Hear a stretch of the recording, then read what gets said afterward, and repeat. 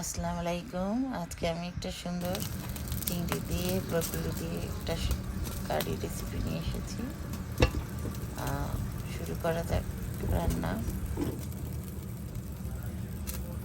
প্রথমে তেল দিয়ে দিয়েছি, এখন একটু পেঁয়াজ দিয়ে দেবো।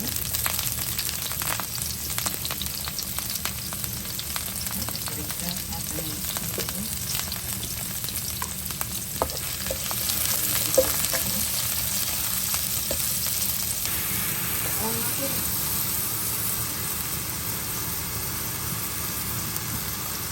আদা রসুনটা দিয়ে দিচ্ছি।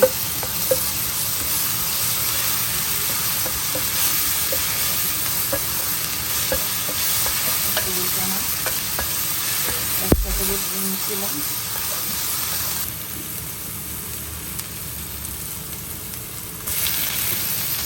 টমেটো দিয়ে দিচ্ছি,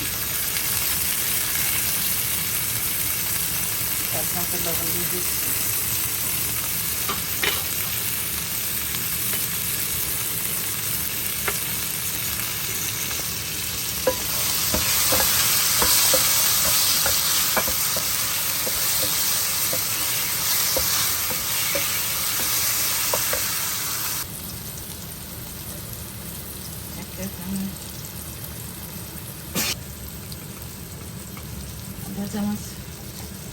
চা চামচ ধনে গুঁড়ো,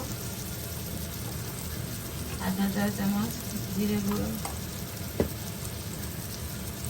আধা চা চামচ হলুদ গুঁড়ো দিয়ে দিয়ে দেবো।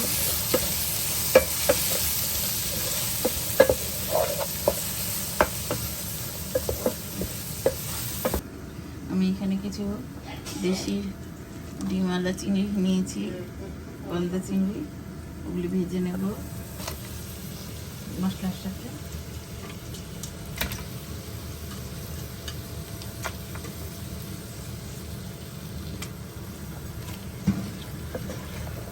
আমি লম্বা লম্বা পাগুলি দিয়ে দিয়েছি, কারণ পাগুলি মচমচ করে চিবিয়ে খেতে অনেক মজা লাগে।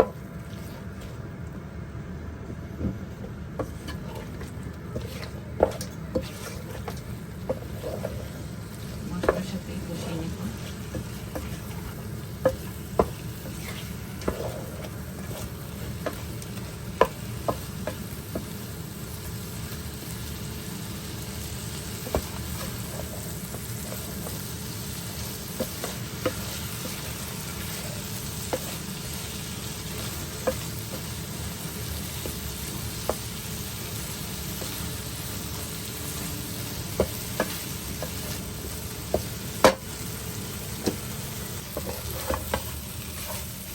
মাছগুলি কষানো হয়ে গেছে। এখন আমি এখানে ক্যাপসিকাম আর ব্রোকলি ধুয়ে রেখেছিলাম, ওগুলি দিয়ে একটু কষিয়ে নেব।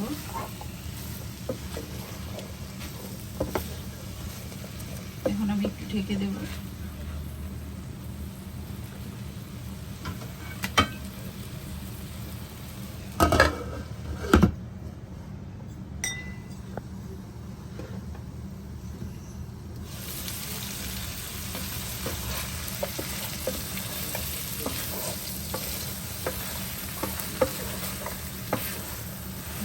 কষানো হয়ে গেছে, এখন আমি নারকেলের দুধ নিয়েছি, নারকেলের দুধ দেওয়া হয়ে গেছে।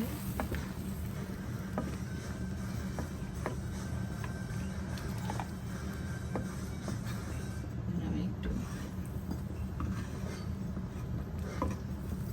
ঢেকে রেখে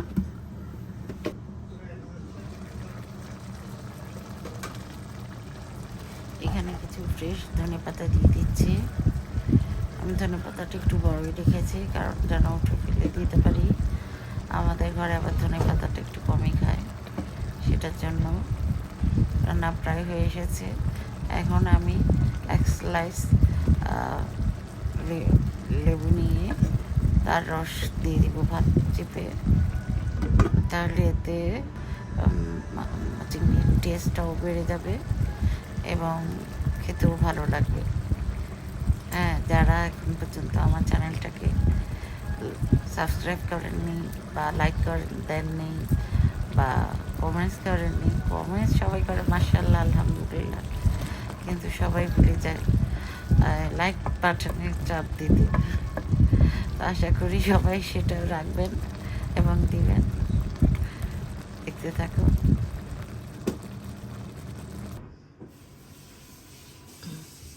এই হয়ে গেছে আজকে আমার চিংড়ির সাথে ব্রোকলি দিয়ে